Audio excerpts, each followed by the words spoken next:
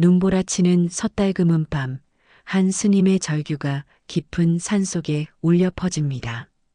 5년간의 약속을 지키기 위해 숨가쁘게 달려온 그의 눈앞에는 믿을 수 없는 광경이 펼쳐져 있었어요. 절 입구, 스님이 떠나던 바로 그 자리에 뼈만 앙상하게 남은 채 엎드려 있는 늙은 소 한 마리. 5년을 한자리에서 기다려온 것일까요?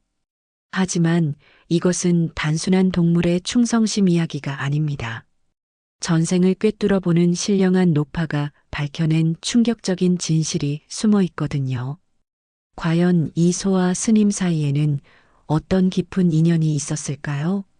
그리고 스님은 왜 5년 만에 돌아와서 눈물을 흘리며 참회하고 있는 걸까요? 지금부터 여러분께 들려드릴 이야기는 사랑과 기다림, 그리고 진정한 깨달음에 관한 가슴 뭉클한 이야기입니다.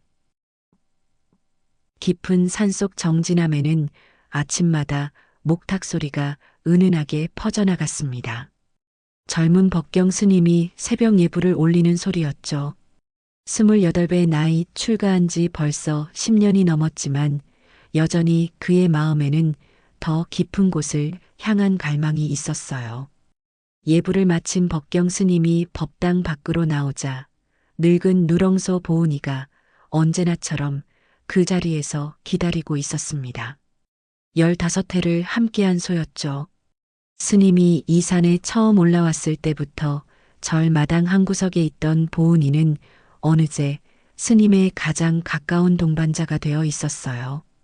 보은아, 오늘도 일찍 일어났구나. 스님이 소의 등을 쓰다듬자 보은이는 커다란 눈을 깜빡이며 스님을 바라봤습니다. 그 눈빛에는 말로 표현할 수 없는 깊은 정이 담겨 있었어요. 마치 오랜 친구처럼, 아니, 그보다 더 각별한 무언가가 느껴졌죠. 법경 스님은 매일 이런 일상을 보내면서도 마음 한구석이 늘 허전했습니다. 부처님의 가르침을 더 깊이 이해하고 싶었고 세상 곳곳에서 고통받는 중생들에게 법의 등불을 밝혀주고 싶었거든요. 산속 작은 암자에서만 수행하는 것이 과연 올바른 길일까 하는 의문이 자꾸 들었어요. 어느 날 저녁 스님은 보은이와 함께 절 뒤편 언덕에 앉아 석양을 바라보고 있었습니다. 붉은 해가 산 너머로 넘어가면서 하늘 전체가 황금빛으로 물들었죠.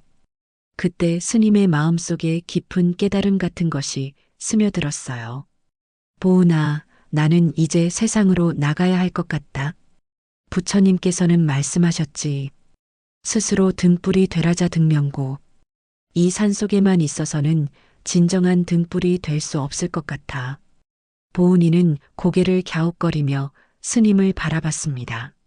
무슨 말인지는 모르겠지만 스님의 목소리에서 평소와 다른 무언가를 감지한 듯 했어요. 그날 밤 법경 스님은 잠들지 못하고 법당에서 밤새 기도했습니다. 전국을 돌며 부처님의 가르침을 전하는 만행을 떠나고 싶다는 마음이 더욱 간절해졌거든요. 하지만 보은이를 두고 떠난다는 것이 마음에 걸렸습니다. 이 늙은 소는 이제 스님 없이는 살아갈 수 없을 것 같았거든요. 며칠을 고민한 끝에 스님은 결심을 굳혔습니다. 5년간의 만행을 떠나기로 한 거죠. 5년이면 충분히 세상을 돌아보고 깊은 깨달음을 얻을 수 있을 것 같았어요. 그리고 그때가 되면 더 성숙한 모습으로 이곳에 돌아와 보은이와 함께 평생을 보낼 수 있을 거라고 생각했습니다. 떠나기 전날 밤 스님은 보은이에게 자신의 마음을 털어놓았어요. 보은아, 나는 내일 이곳을 떠날 거야. 5년 동안 전국을 돌면서 부처님의 가르침을 배우고 사람들에게 전하고 싶어. 너도 이해해 주겠지? 보은이는 평소처럼 조용히 스님의 말을 들었지만 왜인지 그날따라 스님 곁을 떠나려 하지 않았습니다. 밤새도록 법당 앞에 누워서 스님을 지켜봤어요. 마치 무언가 불길한 예감이라도 드는 것처럼 말이죠. 아침이 밝았습니다. 스님은 간단한 행장을 꾸리고 보은이 앞에 섰어요. 소의 목을 쓰다듬으며 마지막 인사를 건넸습니다. 보은아, 나를 기다려줄 수 있겠니? 5년 뒤 섣달금음에는 반드시 이곳으로 돌아올게. 그때까지 저를 잘 지켜주겠지? 보은이는 스님의 말을 듣고 있었지만 갑자기 스님의 승복 자락을 입으로 물고 놓아주지 않았습니다. 이상했어요. 평소 온순하던 소가 그런 행동을 한 건 처음이었거든요. 보은이의 울음소리가 산울림이 되어 정진함 전체에 퍼졌습니다. 그 소리는 단순한 짐승의 울음이 아니었어요. 마치 무언가 절절한 그리움과 슬픔이 담긴 사람의 곡소리 같았죠. 법경 스님의 가슴이 먹먹해졌지만 이미 결심한 일이라 단호하게 고삐를 풀었습니다. 보은아, 나중에 이해하게 될 거야. 내가 더 나은 스님이 되어서 돌아올게. 스님이 산길을 내려가기 시작하자 보은이는 더욱 애절하게 울었습니다. 발을 동동 구르며 스님을 따라가려 했지만 늙은 몸이라 금세 숨이 차올랐어요. 결국 절 입구에서 멈춰선 채로 스님의 뒷모습만 바라볼 수밖에 없었죠. 스님이 산 아래로 완전히 사라질 때까지 보은이는 그 자리를 지켰습니다. 하루 종일 이틀째도 사흘째도 절 입구를 떠나지 않았어요. 마을 사람들이 여물을 가져다 주어도 거들떠보지 않았죠. 스님 간지 벌써 한 달이 넘었는데 저 소는 왜 저러고 있을까? 사람도 아닌 짐승이 그렇게까지 그리워할 게 뭐가 있다고. 마을 사람들은 보은이의 행동을 이상하게 여겼지만 스님을 그리워하는 마음이야 이해할 만했어요. 그래서 가끔씩 여물을 갖다 주며 챙겨주었죠. 한편 법경 스님은 전국 곳곳을 돌아다니며 사람들에게 법문을 전했습니다. 처음에는 서툴렀지만 점점 경험이 쌓이면서 많은 이들의 마음을 움직일 수 있게 되었어요. 가난한 농민들에게는 고는 인생의 본질이지만 그 고통을 통해 더 큰 자비를 배울 수 있다고 가르쳤고 부유한 상인들에게는 무상함을 깨달아야 진정한 행복을 얻을 수 있다고 설법했습니다. 하지만 이상했어요. 아무리 많은 사람들 앞에서 법문을 전해도 밤이 되면 자꾸 보은이가 생각났거든요. 지금쯤 그 늙은 소는 뭘 하고 있을까? 혹시 아프지는 않을까 하는 걱정이 들었죠. 1년이 지났습니다. 스님은 충청도 어느 산골 마을에서 겨울을 보내고 있었어요. 눈이 많이 내린 어느 날 밤 꿈에서 보은이를 만났습니다. 소는 말없이 스님을 바라보고만 있었는데 그 눈빛이 너무나 슬퍼 보였어요. 꿈에서 깬 스님은 한참 동안 잠들지 못했습니다. 부처님께서는 모든 중생을 자식처럼 사랑하라고 하셨는데 정작 나는 내 곁에 있던 생명 하나도 제대로 돌보지 못하고 있는 건 아닐까? 이런 생각이 들 때마다 스님은 고개를 저었습니다. 더 큰 뜻을 이루기 위해서는 작은 정에 매이면 안 된다고 스스로를 다독였어요. 2년이 지나고 3년이 지났습니다. 스님은 이제 제법 이름난 법사가 되어 있었어요. 어디를 가든 사람들이 그의 법문을 듣기 위해 몰려들었죠. 하지만 마음 한구석의 허전함은 여전했습니다. 4년째 되던 해 스님은 경상도의 한 산골 마을에 머물고 있었어요. 그곳에서 신기한 노파 한 분을 만나게 되었죠. 마을 사람들은 그 노파가 전생을 볼 수 있는 신통력이 있다고 했습니다. 처음에는 미신이라고 생각했지만 실제로 만나보니 범상치 않은 기운이 느껴졌어요. 노파는 눈이 보이지 않았지만 스님이 다가가자마자 알아보는 것 같았습니다. 스님, 어찌하여 이렇게 멀리까지 오셨소? 부처님의 가르침을 전하기 위해 만행을 떠났습니다. 노파는 스님의 대답을 듣고는 고개를 저었어요. 스님, 그 귀한 분을 찬 바닥에 홀로 두고 어찌 여기까지 오셨소? 갑작스러운 말에 스님은 당황했습니다. 무슨 뜻인지 알 수 없었거든요. 보살님, 무슨 말씀이십니까? 저는 출가한 몸이라 세속에 남겨둔 인연이 없는데요. 법경 스님의 대답을 들은 노파는 눈먼 눈에서 눈물을 흘렸습니다. 그 모습을 본 스님의 가슴이 갑자기 답답해졌어요. 왜인지 모르게 불안한 예감이 들었거든요. 스님, 전생을 보구려.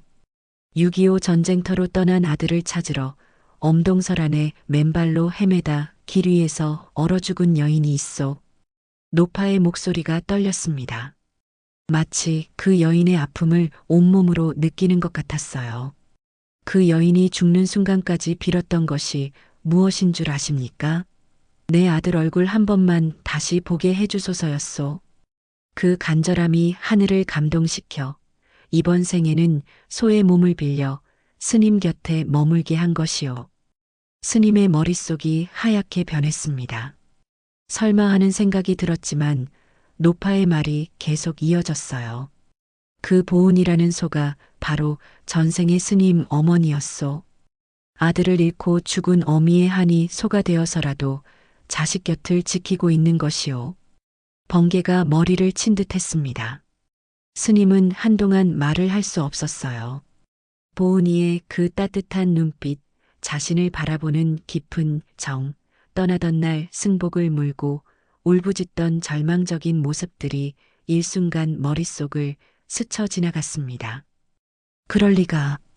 그럴 리가 없습니다. 제가 어떻게 전생을 알 수 있겠습니까? 스님이 부정하려 했지만 마음 깊은 곳에서는 이미 진실을 받아들이고 있었어요. 보은이에 대한 모든 기억들이 새로운 의미로 다가왔거든요. 스님, 부처님께서는 모든 인연에는 이유가 있다인 영가 보고 하셨지 않습니까? 그 소가 스님만 따르는 이유가 스님이 떠날 때 그토록 울부짖던 이유가 무엇이겠소? 노파의 말 한마디 한마디가 스님의 가슴을 찔렀습니다. 어린 시절부터 보은이만 보면 왠지 모를 애틋함을 느꼈던 이유, 다른 소들과는 다른 특별한 정을 느꼈던 이유가 모두 설명이 되었어요. 지금이라도 늦지 않았소. 어미는 아직 기다리고 계시오. 하지만 그 늙은 몸으로 언제까지 버틸지는 모르겠소. 노파의 말에 스님의 눈에서 눈물이 흘러내렸습니다. 더 큰 뜻을 이루겠다며 집을 떠난 것이 결국 가장 소중한 인연을 저버린 일이었던 거죠. 그날 밤 스님은 잠들 수 없었습니다. 보은이가 지금 어떤 상태일지, 혹시 자신을 원망하고 있지는 않을지 온갖 생각이 머릿속을 어지럽혔어요. 4년 동안 혼자서 어떻게 지냈을까? 아픈 건 아닐까? 제대로 먹기는 했을까? 어리석었구나. 진정한 자비는 멀리 있는 게 아니었는데 스님은 자신이 그동안 얼마나 큰 착각을 하고 있었는지 깨달았습니다. 부처님의 가르침을 전하겠다면서 정작 자신의 곁에서 무조건적인 사랑을 베풀고 있던 존재를 외면했던 거예요. 이틀 뒤 스님은 그 마을을 떠났습니다.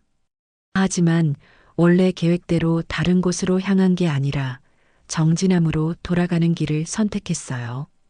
비록 약속한 5년이 아직 채 안 되었지만 더 이상 기다릴 수 없었거든요. 길을 재촉하면서도 스님의 마음은 복잡했습니다. 과연 보은이가 자신을 용서해 줄까, 아직 살아있기는 할까 하는 두려움과 걱정이 교차했어요. 하루라도 빨리 도착하고 싶어서 거의 뛰다시피 길을 갔습니다. 며칠을 쉬지 않고 걸어서 드디어 정진암이 있는 산 아래에 도착했어요. 이제 겨울이 시작되는 시기라 산에는 첫눈이 내려 있었죠. 스님은 가쁜 숨을 몰아쉬며 산길을 오르기 시작했습니다.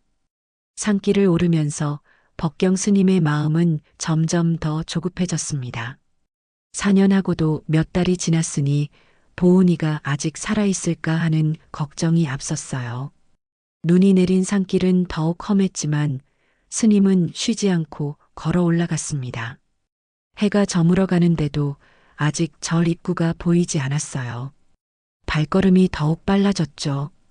마침내 저 멀리 정진암의 기와 지붕이 보이기 시작했을 때 스님의 가슴은 터질 것 같았습니다. 보은아, 내가 왔다. 절 입구가 가까워지자 스님은 소리를 질렀어요. 그런데 이상하게 아무런 반응이 없었습니다.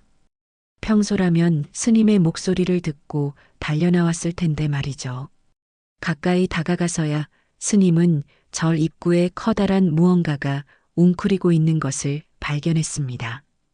눈에 반쯤 덮인 채로 미동도 하지 않고 있었어요. 스님의 다리가 후들거렸습니다. 보은아, 보은아. 그것은 보은이었습니다. 4년 전 스님이 떠나던 바로 그 자리에 엎드려 있었어요. 하지만 예전에 통통했던 모습은 온데간데 없고 뼈만 앙상하게 남은 몰골이었죠. 숨소리가 가늘게 들리는 것으로 봐서 아직 살아있었지만 언제 숨이 끊어져도 이상하지 않을 상태였습니다. 어떻게 이렇게 될 때까지. 스님은 눈물을 흘리며 보은이 곁에 무릎을 꿇었어요. 손은 스님의 목소리를 듣고서야 천천히 고개를 들었습니다. 그 눈빛에는 원망이 없었어요. 오히려 자식을 다시 만난 어머니의 깊은 안도감이 서려 있었죠. 마을에서 들은 이야기로는 보은이가 스님이 떠난 후로 줄곧 이 자리를 지켰다고 했습니다. 사람들이 여물을 갖다 줘도 조금씩만 먹고 대부분의 시간을 절 입구에서 스님을 기다리며 보냈다고 했어요. 사계절을 모두 저 자리에서 보냈답디다. 비가 와도 눈이 와도 꼼짝도 안 하고 스님만 기다렸어요. 처음에는 여물도 잘 먹더니 점점 먹는 양이 줄어들더라고요. 마지막 몇 달은 거의 굶다시피 했습니다. 마을 사람들의 말을 전해 들은 스님은 더욱 가슴이 아팠습니다. 자신은 전국을 돌아다니며 맛있는 공양도 받고 따뜻한 곳에서 잠도 자면서 보은이 생각은 가끔씩만 했는데 보은이는 4년 내내 한 자리에서 자신만 기다리고 있었던 거죠. 어머니, 이 불효한 자식을 용서해 주십시오. 스님이 보은이의 머리를 쓰다듬으며 울먹이자 손은 마지막 힘을 다해 스님의 손을 하찼습니다. 그 따뜻한 혀의 감촉에서 스님은 말로 표현할 수 없는 깊은 사랑을 느꼈어요. 보은이의 눈에는 이제 평화가 깃들어 있었습니다. 이제 내 아들을 다시 봤으니 아무 한이 없다는 듯한 표정이었죠. 부처님께서 말씀하신 무아의 경지가 바로 이런 것일까 생각이 들었습니다. 자신을 완전히 버리고 오직 사랑하는 이를 위해 살아온 삶 말이에요. 보은아, 정말 미안하다. 나는 큰 깨달음을 얻으러 멀리 떠났다고 생각했는데 정작 가장 큰 깨달음은 내가 주는 거였구나. 스님은 보은이를 품에 안고 밤새 지켰습니다. 차가운 바람이 불어도 꿋꿋이 버텨온 이 늙은 소의 마지막을 함께하고 싶었거든요. 새벽이 되자 보은이가 나지막하게 울었습니다. 길고 깊은 울음이었어요. 마치 이제 모든 게 끝났다. 고마웠다는 인사 같았죠. 그 울음을 끝으로 보은이는 스님의 품에서 조용히 눈을 감았습니다. 스님은 한참 동안 보은이를 안고 있었어요. 따뜻했던 소의 몸이 점점 차가워져 가는 것을 느끼면서 진정한 사랑이 무엇인지 깨달았습니다. 조건 없이 기다리는 것, 원망하지 않고 믿는 것, 그리고 끝까지 포기하지 않는 것이 바로 참사랑이었어요. 보은이를 잃은 슬픔은 법경 스님의 마음을 송두리째 뒤흔들었습니다. 하지만 그 슬픔 속에서 오히려 더 깊은 진리를 깨닫게 되었어요. 부처님께서 설파하신 중생무변서원도, 즉 무수한 중생을 모두 제도하겠다는 서원이 얼마나 허망한 것이었는지 알게 되었거든요. 멀리 있는 중생은 생각하면서 정작 가장 가까운 곳에서 자신을 사랑해준 존재는 외면했으니까 말이죠. 스님은 보은이를 절 뒤편 양지 바른 곳에 정성스럽게 묻어주었습니다. 무덤을 만들면서 내내 눈물이 멈추지 않았어요. 흙 한 줌 한 줌 덮을 때마다 지난 4년간의 후회가 밀려왔거든요. 무덤을 다 만든 후 스님은 자신이 만행길에서 모은 귀한 꽃씨들을 그 자리에 뿌렸습니다. 전국 각지에서 가져온 씨앗들이었죠. 봄이 되면 이곳에 아름다운 꽃들이 필 것이고 그 꽃들이 보은이의 영혼을 위로해 줄 거라고 생각했어요. 어머니, 이제야 알았습니다. 제가 그토록 찾아 헤맨 부처님의 자비가 바로 당신이 보여주신 그 사랑이었다는 것을요. 무덤 앞에서 스님은 밤새 기도했습니다. 보은이의 명복을 빌면서 동시에 자신의 어리석음을 참회했어요. 부처님께서 말씀하신 일체 중생 신류불성, 모든 중생에게는 불성이 있다는 가르침을 이제서야 진정으로 이해하게 되었거든요. 며칠 후 마을 사람들이 스님을 찾아왔습니다. 보은이가 죽었다는 소식을 들었던 거죠. 스님, 그 소 참 기특했습니다. 4년 내내 한 자리만 지키면서 스님만 기다렸어요. 마지막 몇 달은 정말 안쓰러웠어요. 비틀비틀하면서도 그 자리를 떠나지 않더라고요. 마을 사람들의 증언을 들으면서 스님의 마음은 더욱 아팠습니다. 하지만 동시에 깊은 감동도 느꼈어요. 이런 무조건적인 사랑과 기다림이야말로 진정한 보살행이 아닐까 싶었거든요. 그날 밤부터 스님은 새로운 수행을 시작했습니다. 더 이상 멀리 나가서 부처님을 찾으려 하지 않았어요. 대신 매일 아침 저녁으로 보은이의 무덤 앞에서 경전을 읽어주기 시작했죠. 관세음보살이여, 이 늙은 소의 영혼이 평안하기를 빕니다. 그리고 이 어리석은 제자가 진정한 깨달음에 이르도록 도와주소서. 스님의 목소리가 산울림이 되어 퍼져나갔습니다. 예전에 보은이가 울던 그 소리와 비슷했어요. 슬프지만 동시에 깊은 사랑이 담긴 소리였죠. 한 달이 지나고 2달이 지났습니다. 스님은 여전히 절을 떠나지 않고 보은이의 무덤을 지켰어요. 예전처럼 전국을 돌아다니며 법문을 전하고 싶다는 생각도 들지 않았습니다. 오히려 이곳에서 조용히 수행하면서 보은이가 가르쳐준 진정한 사랑의 의미를 되새기는 것이 더 소중하게 느껴졌거든요. 어느 날 꿈에서 보은이를 다시 만났습니다. 이번에는 소의 모습이 아니라 자비로운 미소를 짓는 여인의 모습이었어요. 그 여인이 스님에게 말했습니다. 아들아, 이제 그만 나를 위해 울어라. 나는 너를 다시 만났으니 더 이상 한이 없다. 대신 세상의 모든 어머니들을 위해 기도해다오. 꿈에서 깬 스님은 새로운 깨달음을 얻었습니다. 보은이의 사랑은 자신만을 위한 것이 아니라 세상 모든 중생들에게 베풀어져야 할 자비의 모습이라는 것을 알게 되었거든요. 그날부터 스님은 기도 내용을 바꾸었습니다. 보은이만을 위한 기도가 아니라 세상의 모든 어머니들과 자식들을 위한 기도를 드리기 시작했어요. 겨울이 깊어져 갔습니다. 정진함에는 깊은 눈이 쌓였지만 법경 스님은 매일 빠지지 않고 보은이의 무덤을 찾아갔어요. 눈을 치우고 향을 피우며 경전을 읽어주는 것이 일과가 되었죠. 어느 날 아침 스님이 무덤에 가보니 신기한 일이 일어났습니다. 아직 한겨울인데도 무덤 위에 작은 새싹 하나가 돋아나 있었어요. 지난 가을에 뿌린 꽃씨 중 하나가 추위를 뚫고 올라온 거였죠. 보은아, 너도 새로운 모습으로 돌아오는구나. 스님은 그 새싹을 보면서 부처님의 가르침 중 윤회에 대해 다시 생각해 봤습니다. 죽음이 끝이 아니라 새로운 시작이라는 깨달음이 마음 깊이 스며들었어요. 며칠 후 마을에서 손님이 찾아왔습니다. 젊은 여인이 아기를 안고 와서 스님께 절을 올렸어요. 스님, 저희 아이가 자꾸 보채서 밤잠을 못 잔다고 했더니 어른들이 정진함 스님께 가서 기도를 받으라고 하시더라고요.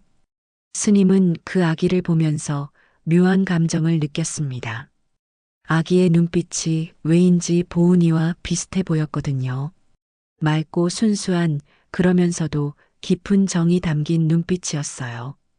보살님, 어머니의 마음으로 아이를 사랑하시면 됩니다. 그 사랑이야말로 가장 큰 기도이니까요. 여인은 스님의 말에 깊이 감동했습니다. 그리고 며칠 후 다시 찾아와서 아기가 많이 좋아졌다고 고마워했어요. 이런 일들이 계속 생기면서 스님은 새로운 깨달음을 얻었습니다.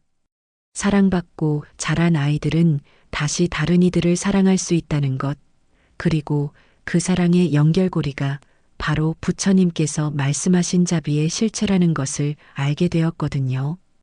봄이 왔습니다. 보은이의 무덤에는 정말로 아름다운 꽃들이 피기 시작했어요. 노란 개나리, 하얀 목련, 분홍빛 진달래가 어우러져 무덤을 화사하게 장식했습니다. 마치 보은이가 꽃으로 환생해서 스님을 위로하는 것 같았어요. 부처님께서 말씀하신 화엄이 바로 이런 것이겠구나. 스님은 꽃들을 바라보며 중중무진의 이치를 깨달았습니다. 하나의 사랑이 다른 사랑을 낳고 그 사랑들이 모여서 더 큰 자비가 된다는 진리 말이에요. 그 즈음 마을 사람들이 하나둘 정진함을 찾아오기 시작했습니다. 스님의 법문을 듣기 위해서였죠. 처음에는 몇 명 안 되었지만 점점 더 많은 사람들이 찾아왔어요. 스님, 어떻게 하면 죽은 가족을 잊을 수 있을까요? 스님, 자식 키우는 게 너무 힘들어요. 어떻게 해야 할까요? 사람들의 질문을 들으면서 스님은 보은이가 자신에게 준 가르침을 나누었습니다. 사랑하는 이를 잊으려 하지 마세요. 대신 그 사랑을 더 많은 이들에게 나누어 주세요. 그것이 진정한 공양입니다. 자식을 키우는 일이 힘든 건 당연해요. 하지만 그 힘든 과정에서 우리는 더 큰 자비를 배우게 됩니다. 부처님도 말씀하셨잖아요. 고가 있어야 깨달음이 있다고. 스님의 법문은 이전과 달랐습니다. 어려운 불교 용어나 철학적인 이야기 대신 일상 속에서 경험할 수 있는 구체적인 사랑과 자비에 대해 이야기했거든요. 사람들은 그런 스님의 법문을 듣고 깊은 감동을 받았어요. 어느 날 저녁 스님은 보은이의 무덤 앞에서 하루를 정리하며 기도했습니다. 어머니, 감사합니다. 당신이 가르쳐 주신 사랑 때문에 저도 이제 다른 이들을 진정으로 사랑할 수 있게 되었어요. 그때 어디선가 소의 울음소리 같은 바람소리가 들려왔습니다. 슬프지 않은, 오히려 기쁜 듯한 소리였어요. 여름이 지나고 가을이 왔습니다. 보은이가 떠난 지 1년이 다가오고 있었어요. 법경 스님은 그동안 정진함을 찾아온 수많은 사람들을 만나면서 점점 더 깊은 깨달음을 얻어가고 있었습니다. 특히 어머니를 잃은 아이들이나 자식을 잃은 어머니들이 찾아올 때마다 스님은 보은이의 이야기를 들려주었어요. 물론 전생이나 환생 같은 이야기는 하지 않았지만 진정한 사랑은 죽음으로도 끝나지 않는다는 것을 전해주었죠. 사랑하는 이를 잃었다고 해서 그 사랑까지 사라지는 건 아니에요. 오히려 그 사랑이 우리 마음속에 더 깊이 뿌리내려서 다른 이들을 사랑할 수 있는 힘이 되는 거죠. 스님의 말을 듣고 많은 사람들이 위로를 받았습니다. 특히 전쟁통에 가족을 잃은 할머니들은 스님의 이야기를 듣고 눈물을 흘리면서도 마음의 평안을 찾아갔어요. 어느 날 특별한 손님이 찾아왔습니다. 바로 경상도에서 만났던 그 눈먼 노파였어요. 어떻게 이 먼 곳까지 왔는지 신기했죠. 스님, 드디어 찾으셨군요. 진정한 부처님의 마음을. 노파는 스님을 보자마자 환하게 웃었습니다. 보살님, 어떻게 이곳까지 오셨습니까? 스님의 깨달음이 하늘에까지 닿았으니 이 늙은이가 어찌 모르겠소? 이제야 스님다운 스님이 되셨어요.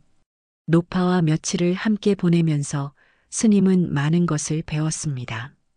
특히 보은이와 자신의 인연에 대해서도 더 깊이 이해하게 되었어요. 스님, 그 소는 단순히 스님의 전생 어머니가 아니라 모든 중생의 어머니였소. 스님이 그것을 깨달았기에 이제 진정한 보살이 되신 거예요. 노파의 말에 스님은 또 다른 깨달음을 얻었습니다. 자신만의 어머니가 아니라 세상 모든 중생의 어머니 마음을 품어야 한다는 것을 알게 되었거든요. 노파가 떠난 후 스님은 더욱 정진했습니다. 매일 아침 일찍 일어나서 보은이의 무덤에 인사를 드리고 온종일 찾아오는 사람들과 만나면서 그들의 아픔을 들어주고 위로해 주었어요. 어느 날 저녁 스님이 혼자 법당에서 기도하고 있는데 갑자기 깊은 고요가 찾아왔습니다. 그 고요함 속에서 스님은 부처님의 음성을 듣는 것 같았어요. 모든 중생이 어머니였고 모든 중생이 자식이었느니라. 그 사랑을 깨달은 자는 이미 성불의 문턱에 서 있느니라. 그 순간 스님의 마음에는 말로 표현할 수 없는 평화가 찾아왔습니다. 보은이를 잃은 슬픔이 완전히 사라진 건 아니었지만 그 슬픔마저도 자비로 승화시킬 수 있다는 확신이 들었어요. 그해 겨울, 보은이를 잃은 지 정확히 1년이 되는 날이 찾아왔습니다. 스님은 특별한 기도회를 준비했어요. 그동안 정진함을 찾았던 사람들이 모두 모여서 보은이의 일주기를 함께 보내기로 한 거였죠. 여러분, 오늘 우리가 기억하는 것은 한 마리 소가 아니라 우리 모두의 마음속에 있는 어머니의 사랑입니다. 스님의 법문을 들으면서 많은 사람들이 눈물을 흘렸습니다. 각자 마음속에 있는 소중한 이들을 떠올리며 감사의 마음을 품게 되었거든요. 기도회가 끝난 후 사람들은 하나씩 돌아갔지만 스님은 홀로 보은이의 무덤 앞에 남았습니다. 어머니, 1년이 지났어요. 이제 정말 알겠어요. 당신이 저에게 남겨주신 가장 큰 선물이 무엇인지. 무덤 위의 꽃들이 겨울바람에 흔들렸지만 뿌리는 깊이 박혀 있어서 쓰러지지 않았습니다. 보은이가 떠난 지 3년이 흘렀습니다. 법경 스님은 여전히 정진함을 지키고 있었지만 예전과는 완전히 다른 사람이 되어 있었어요. 더 이상 멀리서 부처님을 찾으려 하지 않았고 대신 매일 만나는 사람들 속에서 부처님을 발견하고 있었거든요.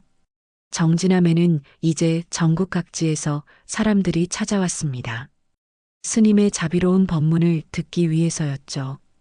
특히 가족을 잃고 슬퍼하는 사람들이나 어려운 상황에 처한 이들이 많이 찾아왔어요. 스님, 저는 아들을 전쟁에서 잃었어요. 어떻게 하면 이 아픔을 견딜 수 있을까요? 어느 날 찾아온 할머니가 울면서 물었습니다. 스님은 그 할머니의 손을 잡고 조용히 말했어요. 할머니, 아들을 사랑하는 마음은 죽음으로도 사라지지 않아요. 그 사랑을 세상의 다른 아들들에게 나누어 주세요. 그것이 아들이 가장 기뻐할 일일 거예요. 스님의 말을 들은 할머니는 며칠 후 마을의 고아들을 돌보는 일을 시작했습니다. 자신의 아픔을 다른 이들을 위한 사랑으로 바꾼 거였죠. 이런 일들이 계속 생기면서 스님은 보은이가 자신에게 남겨준 진정한 유산이 무엇인지 깨달았습니다. 그것은 슬픔을 사랑으로, 아픔을 자비로 바꿀 수 있는 지혜였어요.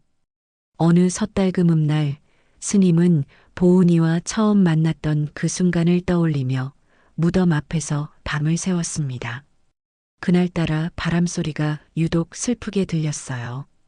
하지만 예전처럼 가슴 아픈 소리가 아니라 오히려 자장가 같은 포근한 소리였죠. 어머니, 저는 이제 알겠어요.